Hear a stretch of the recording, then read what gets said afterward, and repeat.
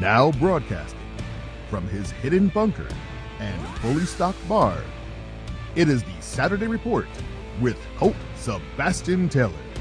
Thank you, and welcome to the Saturday Report with me, Colt Sebastian Taylor, adventurer, entrepreneur, and amateur breakdancer. Welcome to AWSM Radio, a independent digital-only radio station that plays today's best music, old school classics, along with a rotating cast of all-star DJs. AWSM Radio focuses on mainstream artists, independent artists, along with a variety of interesting talk and music shows throughout the day, such as myself. All we do is entertain, inspire, and inform. And I want to engage with you, my friends. I want you to be part of the conversation here on my show. So please follow me, find me at Twitter and Rizzle at Colt S. Taylor, and catch up with the news I'm reading on my website every day of the week at ColtSebastianTaylor.com. All right, friends, let's get started with today's Saturday Report. It's that time of the week again. It's time for Kanye West 2020 presidential update. Yeezy for the White House, the Easter. As you remember, he is running under the birthday party ticket. Has limited ballot access, but you know what? There have been some polls released over the last week or two that I really didn't get into. I went into some national polls, but there are some statewide polls. Unfortunately for Mr. West, he is either maintaining his level of support or somewhat losing it. In Arizona, Minnesota, Oklahoma, Pennsylvania, and Wisconsin, and he is not on all of these states on their ballot as it is. He is polling between 2 and 0%. The latest poll coming from Arizona, him coming in at 0%. And that's, I mean, there's a margin of error, so he could be at 2%, but he came in at a whopping 0% there. So I don't think he's going to do very well.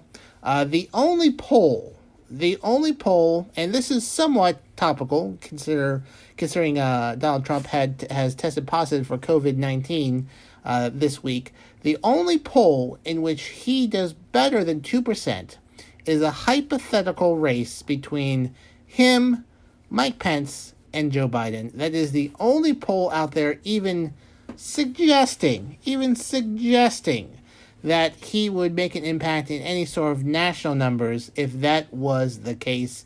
The only other poll was just days after his announcement. It came in at 8%, but that was a very, very limited poll. So, unfortunately, I again must maintain my prediction that Kanye West will not have much of an impact in this election.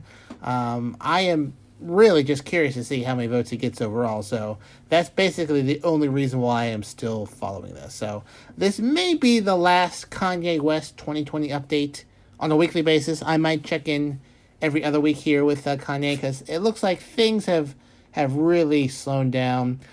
People magazine put out a article about his presidential campaign and how it completely just fell apart in 3 months.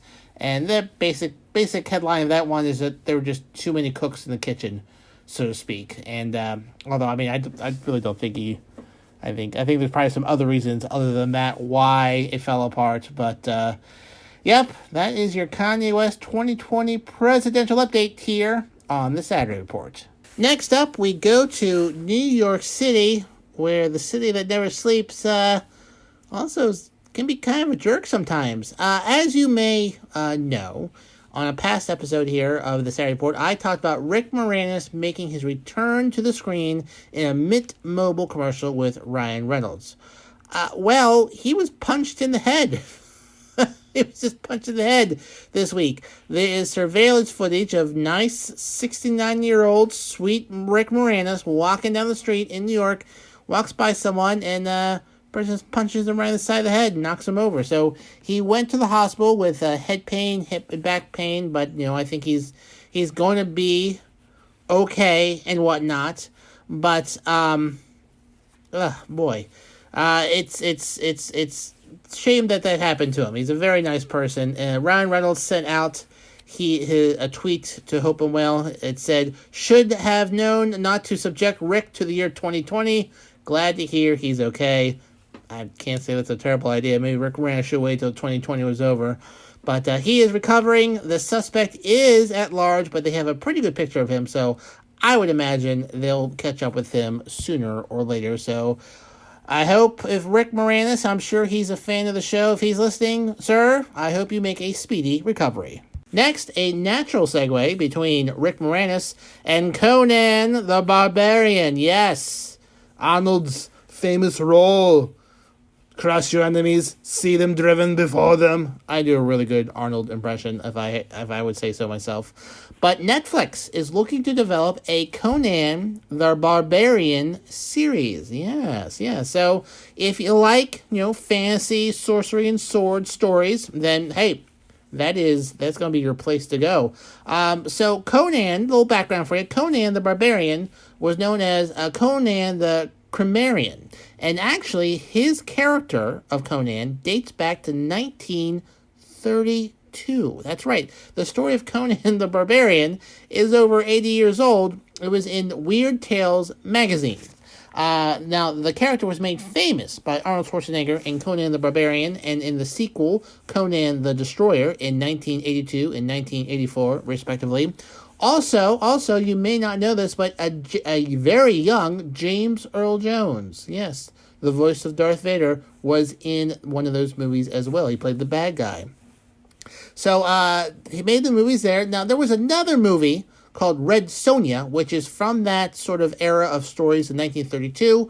Had Arnold in it, but because of copyright issues, he was not known as Conan in that movie. So, there was also a movie remake in 2011 with Jason Momoa, which you know as Khal Drogo from Game of Thrones, or Aquaman from the League of Justice movies.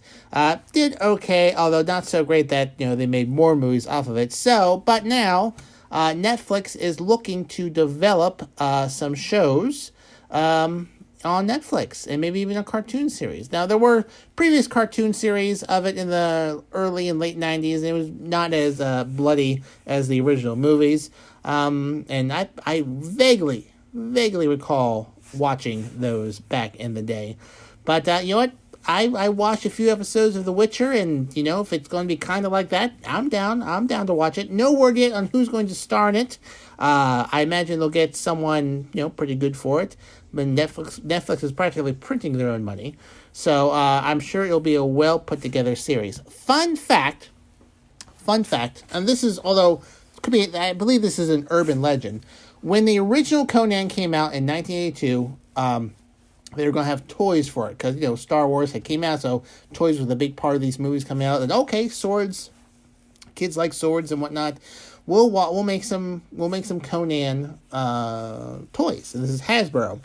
They didn't really watch the movie. They just got a description of the characters, and they were making toys for the movie. Well, if you haven't seen Conan the Barbarian, it's bloody. It's a bloody movie, and I believe a bit of nudity in it also.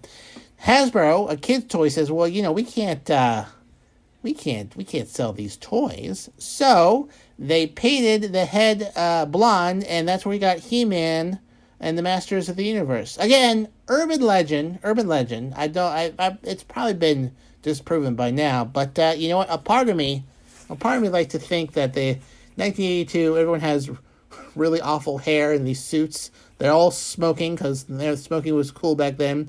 All trying to figure out what to do with this warehouse full of Conan toys they cannot possibly sell to kids for this R-rated movie.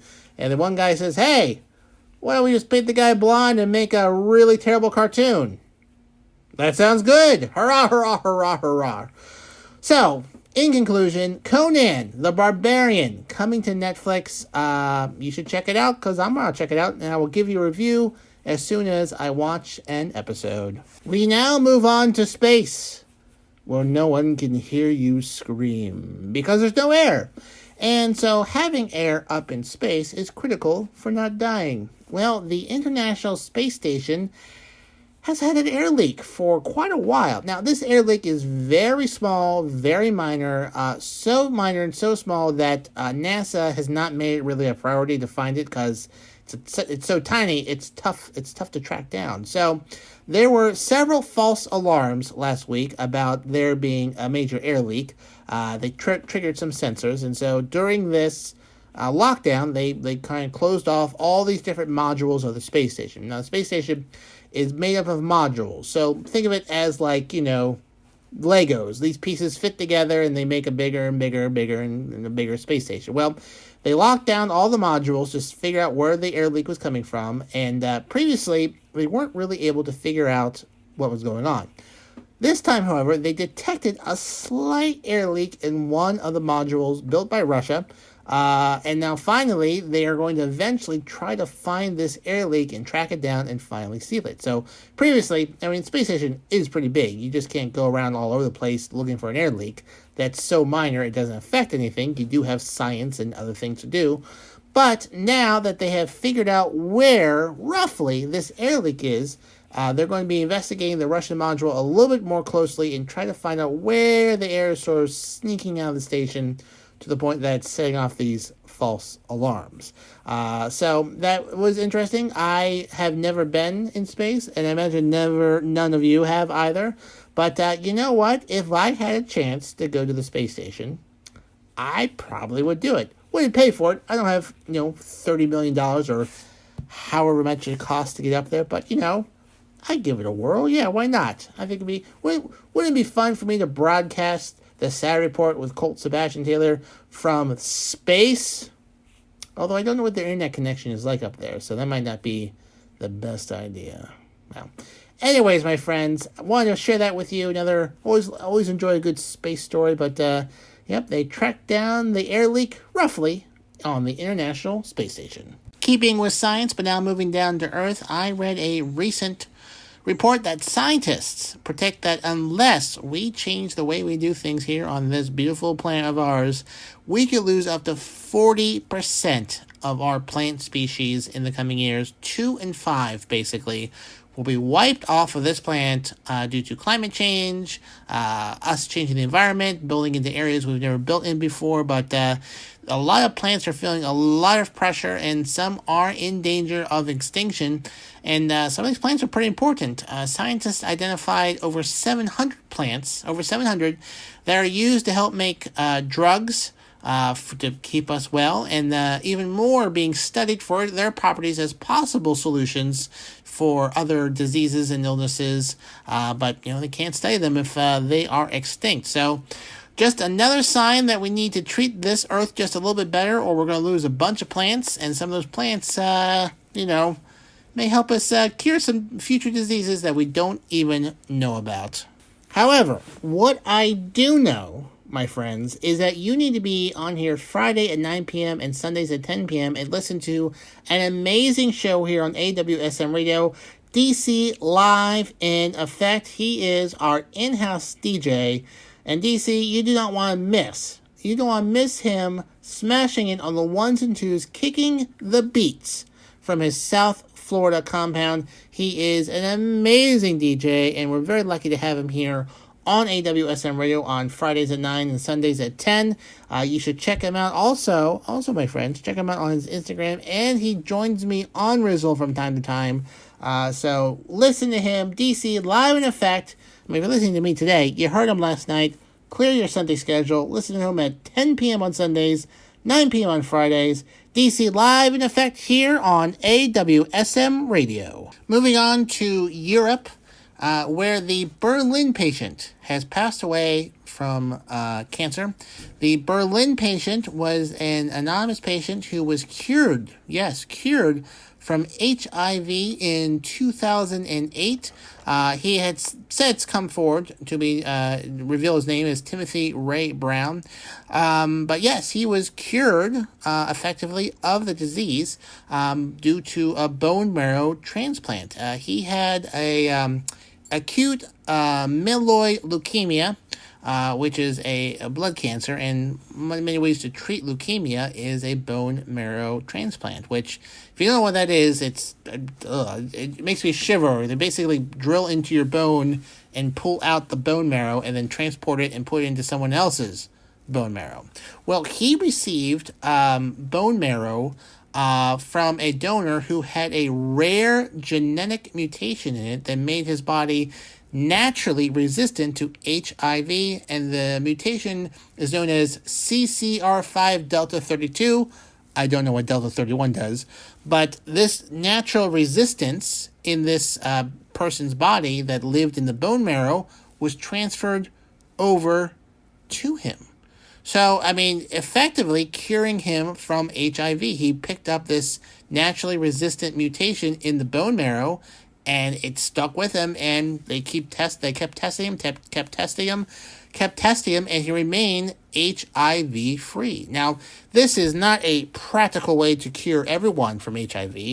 There's not enough bone marrow that has this mutation, but it got some ideas in scientists as trying to develop a cure, or at least a vaccine for HIV. Now, since then, there have been another patient 2 years ago by the name of Adam Castillo.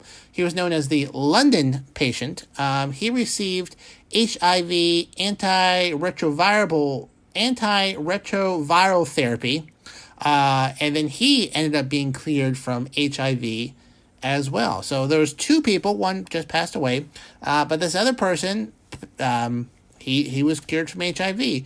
He underwent one stem cell transplantation instead of two, and he did not have radiotherapy to his entire body as part of the treatment, unlike Timothy Ray Brown did. So, unfortunately, like I said, he passed away due to cancer. He wasn't able quite to beat that, but his treatment and curing of HIV led to a lot of new research in this area. They've made some progress, and so I figured I'd bring that story to you, that this is a very important milestone in fighting the HIV pandemic.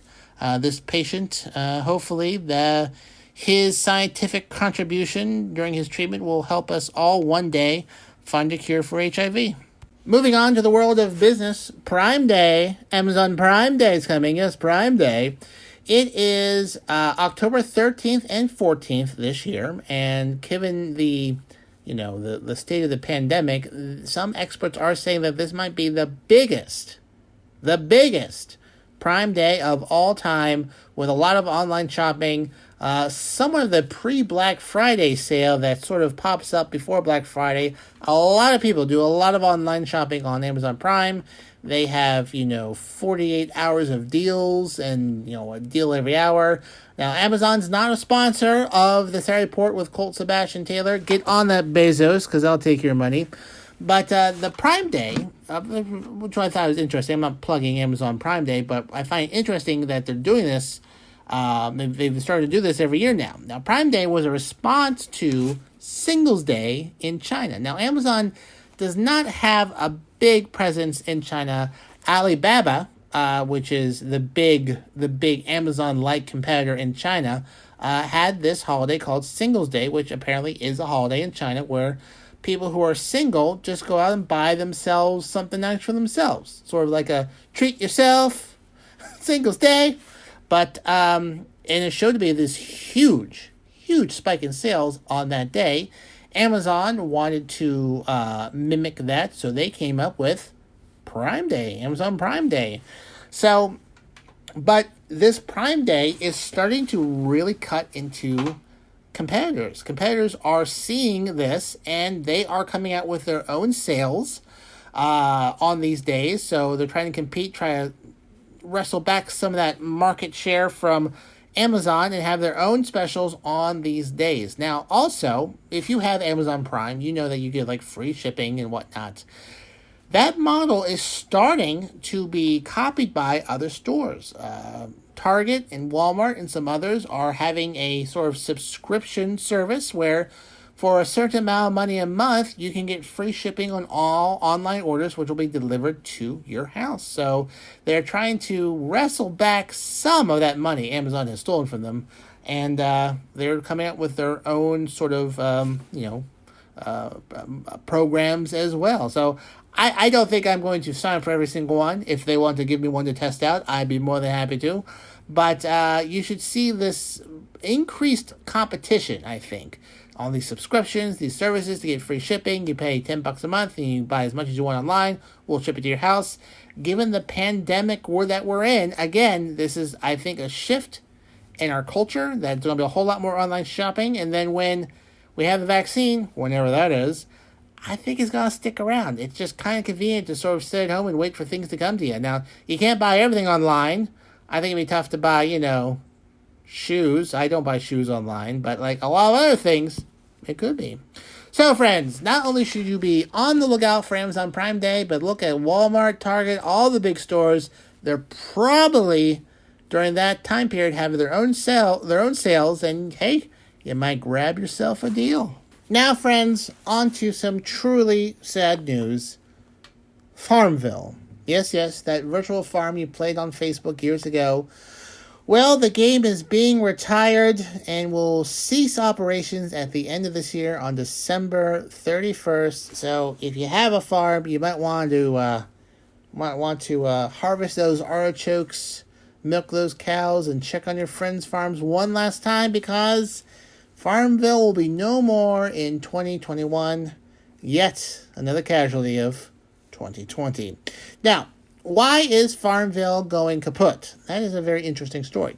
Well, it's not because of COVID-19 related things, but it's because of just technology. Now, Farmville was mainly a game you played on a web browser, on your website. 10 years ago, there was much more traffic on a computer than there are on a mobile device. Well, first, a lot less people are doing stuff on computers. They're doing more on mobile devices. So sort of game activity has gone down a bit. But more importantly, the platform which the game is supported on is no longer going to be around. See, Farmville operated on Adobe Flash, which was, it was made by Adobe. And a lot of games back then operated on Flash. Well, Flash always had security issues, a lot of security holes, and Adobe made the decision to no longer support Flash. That we're not going to support this anymore. And a lot of browsers are starting to ban Flash from their browsers. So come January 1st, 2021, you can't really load up any games that use Flash anymore.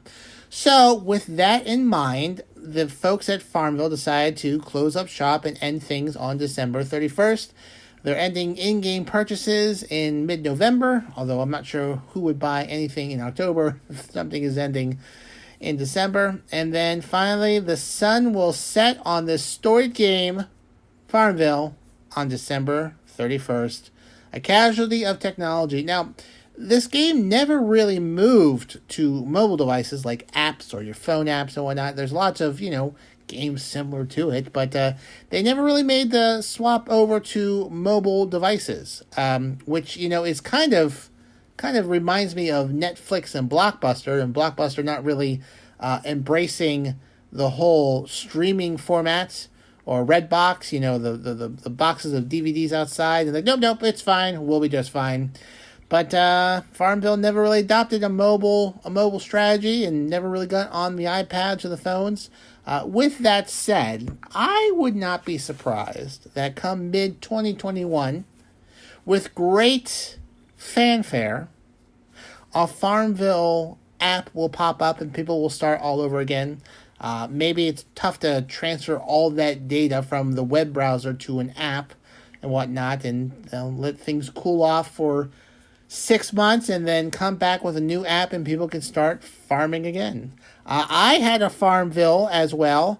I imagine everything has burned down by now. It's just a dust bowl because I haven't been there in probably 10 years. Yeah, that sounds about right. I don't think those cows made it. No, I don't think those cows made it at all. Next up to farms in the real world. So as you may remember, these past few weeks I've talked about the wildfires out in California. Well, this past week, a fire kind of just exploded in the Napa Valley, where there's many famous wineries there, and unfortunately, several wineries were damaged. Several historic wineries were destroyed.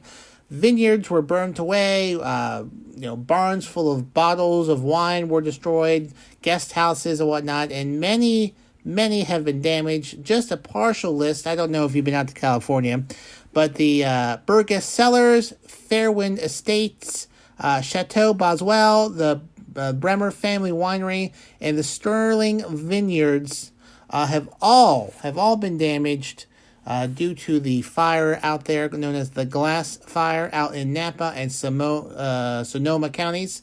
The size of the fire was very small and then ballooned to 11,000 acres over the course of just 24 hours. They're having a real problem out there trying to knock these down, but this is just more pressure on the wine industry. It's one thing to have terrible grapes to make wine.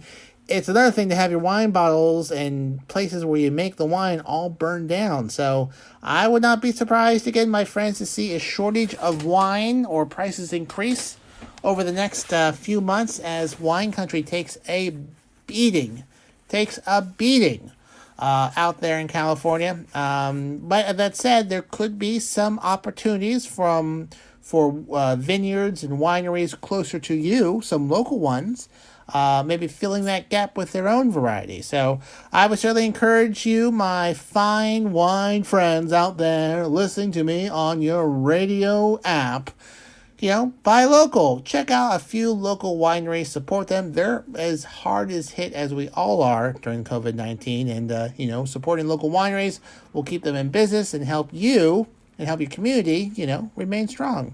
And besides, I hear white wine is just fantastic this time of year. I know nothing about wine. I know there are red ones and there are white ones, and then there are rosé ones, which I assume are made from roses. I mean, otherwise, why would you call it rosé? That's just crazy. Totally crazy. Now for a follow-up to a story I did, I believe, last week involving Bill Murray. Bill Murray, one of my favorite actors of all time. Well, Bill Murray is coming out, had these golf shirts, and he's been using some music, and he used some music by the Doobie Brothers, but did not pay for them. So the Doobie Brothers, their lawyers, sent him a very sort of funny but serious legal letter asking him to either pay or stop using their music, and said, made fun of Garfield, and then said that only Donald Trump uses their music without their permission more than he does. Well, the lawyers for Bill Murray sent a letter back. Now, if you haven't heard that previous letter, go back to a previous episode because I read it, and now I'm going to read Bill Murray's response to the Doobie Brothers regarding using their song. Dear Mr. Paterno, our firm represents WM Golf Inc., also known as William Murphy Golf. First, I would like to compliment you on finding levity in the law at the time when the world and this country certainly could use a laugh. Your client's demand was able to cut through the noise of the news cycle and remind us how much we all miss live music these days. We would also like to confirm that both our firm and the good folks at William Murphy Golf are indeed fans of Doobie Brothers music, which is why we appreciate your firm's choice of taking it to the streets rather than the courts, which are already overburdened minute by minute with real problems. I am sure that Howard King of your firm, who argued that the song Blurred Lines, Robin Thicke, Pharrell Williams, and T.I., did not infringe on Marvin Gaye's composition Got to Give It Up, would agree that your client was not harmed under these circumstances. All that to say, your negative comments about their fashionableness are especially disconcerting to all of us, especially considering 75% of my wardrobe consists of William Murray polos, shorts, and pants. Color me biased, but the consensus on this side of the table is that Bill and the brothers have some of the most clever and creative lifestyle wear available.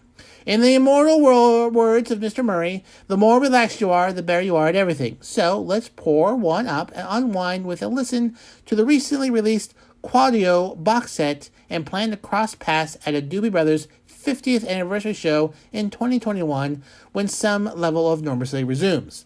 As your client so aptly stated in this classic song in question, what the people need is a way to make them smile, which both Bill and the Doobie Brothers have for decades, as world-class entertainers. Please provide us with the shirt size for yourself, Tom Johnson, Patrick Sibbins, Michael McDonald, and John McPhee, along with which of our clients' shirts you find least offensive. And we will happily upgrade your wardrobe and hopefully win each of you over as fans of the new brand. At least that's what, quote, what this fool believes.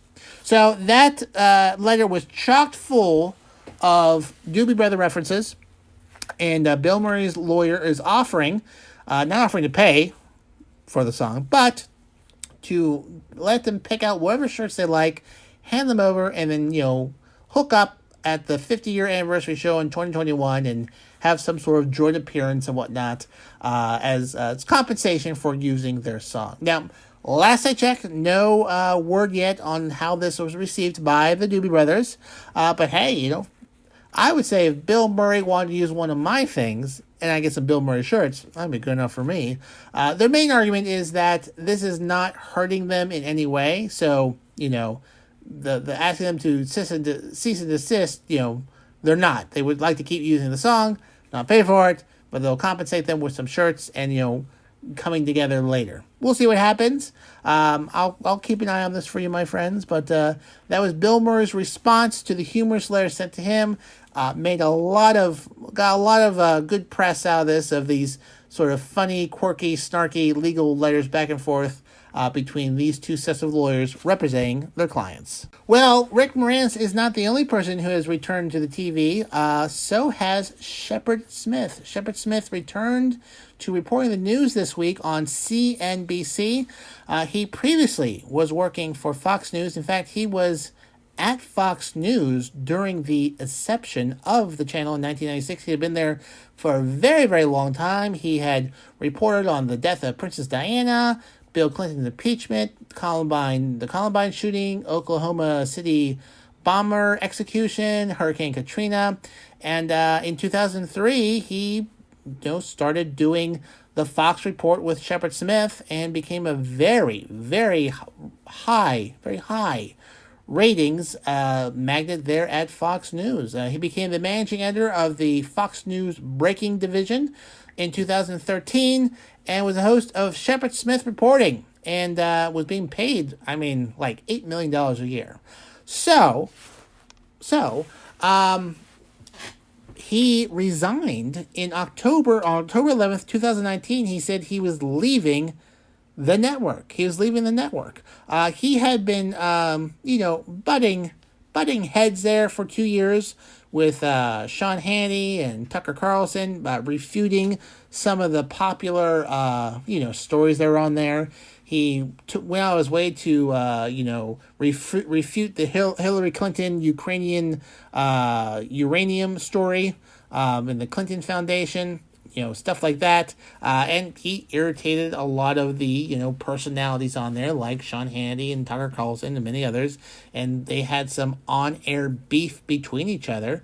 And, despite signing a new multi-year contract in 2018, he left October 11th at the end of the show. He said, well, this is my last show. I'm leaving. And then he was gone.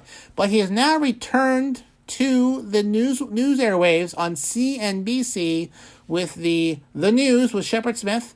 Now CNBC, if you don't know, is mostly a financial network television station, but he plans to go beyond, quote, aim to go beyond financial markets to tell rich, deep, reported stories across the entire landscape of global news. Now, this is very similar to the time slot hosted by Brian Williams. And, I caught the first show. I like Shepard Smith. I think he's a great reporter. If you haven't, if you want to have a good laugh, go to YouTube and look for Shepard Smith Llama. And this happened, it had quite a number of years ago, but I guess it was a slow news day, but in Arizona, a pair of llamas got loose in a retirement community, and I guess it was boring down there because they had helicopter coverage of these llamas running around and people trying to catch them, and Shepard Smith was reporting on it like it was a LA car chase and whatnot. So he was having some fun. He has a very good sense of humor. I would recommend checking it out. His research staff started giving him some llama facts. He named the llamas. It's just a very funny news, and one of like 10, 15 minutes. Very funny news clip for you to watch. Kind of gives you a taste of Shepard Smith's sense of humor. But once again, welcome back to the airways, Shepard Smith on CNBC. Check out his show. It's weekdays at 7 p.m. Just started, and he's back on the news. I should try to get him on the show. Do you think Shepard Smith will come on my show? That might be a tall order. I might have to call in some favors. Tell you what, if I could get Shepard Smith on the Saturday Report with Colt Sebastian Taylor, I will buy myself a steak. There. Yeah, that's a good reward. Well, I better get on that, because I'll tell you who will not have a problem getting anyone famous on her show. That's my pal Rox. And it's the Rox Sessions, her Monday through Friday show from 5 p.m. to 7 p.m. It's her drive time show, making sure to make sure that your evening commute home is fun. I mean, it not only features the hottest music on the charts, but also some surprises in between. And who knows, she might steal Shepard Smith away from me and get him on her show. That is classic Rox. She is a devious but also fantastic person. You should check out her show. She is going to make it Rox style. Again, put it in your Google Calendar that Monday through Friday, 5 p.m. to 7 p.m., you need to tune into AWSM Radio and listen to the Rox Sessions, hosted by my fantastic pal, Rox. Finally, in entertainment news, Tekashi 6ix9ine was rushed to the hospital recently due to a drug overdose. Not on, your typical drugs you think you would OD on, but he apparently had an adverse reaction to caffeine and diet supplements. He had been spending some time in prison and was using hydroxy cut pills, which I guess are diet and caffeine pills, to help him lose weight. He claimed to be weighing over 200 pounds, but has lost 30 pounds since being on this regimen. But diet pills and caffeine pills can have adverse reactions, and his heart rate shot way up, and he began to sweat excessively, which is a telltale sign that perhaps something isn't quite right. So he was rushed to the hospital, doing fine right now. You may remember that Tekashi 6ix9ine pled guilty to 9 felony charges, including a variety of firearm charges, and apparently admitted involvement with the 9 Trey Gangsta Bloods. But he cooperated with authorities, so he was pretty much given a much more lenient sentence, other than 47 years to life, which he was facing. He is in home confinement right now. He's got one of those ankle GPS doohickeys to his ankles. He's allowed to leave to seek out medical treatment or visit his attorney, but those things would need to be approved by the probation department. But given it was an emergency, I imagine that they allowed him to go and get immediate treatment for his drug overdose. Now, in May, during the COVID-19 pandemic, he attempted to donate apparently thousands and thousands of dollars to No Kid Hungry, but the campaign, given his criminal background, declined his offer for his charitable donation. So he apparently is on the road to recovery. I have to be honest with you, I am not a big Tekashi 6ix9ine fan. More not in terms of music, as I just don't know what his music is. But boy howdy, do I recognize him when he pops his head in the news. That guy has a very specific look. But OD'd on caffeine and drug pills. So my friends, if you need to be careful with any medication that you're taking for any reason, not to overdo it. Always read the instructions, because you don't want to end up in the hospital with an OD issues. So, Mr. Tekashi, I hope you get well soon, and I'm sure your music will be played here soon on AWSM Radio. Well, that just about wraps up another Saturday Report with me, Colt Sebastian Taylor. Thank you for joining me today. Remember, my friends, you can find me on Twitter and Rizzle, where I have recently become verified at Colt S. Taylor. Feel free to engage me on there if you want me to cover a specific story or you just want to engage with me. And, my friends, if you need a daily source of news, check out ColtSebastianTaylor.com, where I'm I am sharing news stories every day. ColtSebastianTaylor.com. You can see all of my adventures, interviews, and YouTube stuff, and some other things I'm working on. So go there for all your Colt Sebastian Taylor needs. And until next time, my friends, I am, of course, your friend, Colt Sebastian Taylor, and I'll see you later.